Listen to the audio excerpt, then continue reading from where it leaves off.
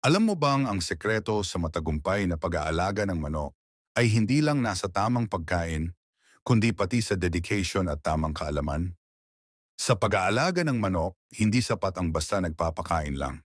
Kailangan ng tiyaga, malasakit at tamang sistema. Ang malusog na manok ay produkto ng maayos na nutrisyon, malinis na kapaligiran, at maingat na pagmamanman sa kanilang kalagayan araw-araw.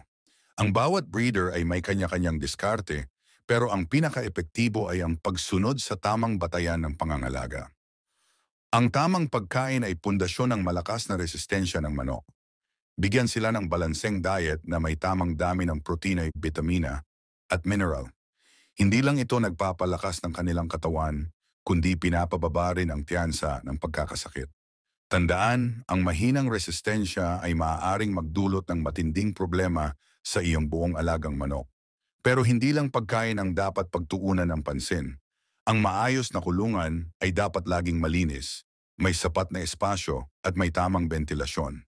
Ang malinis na kapaligiran ay nagbabawas ng stress at nagpapalakas ng kanilang kalusugan.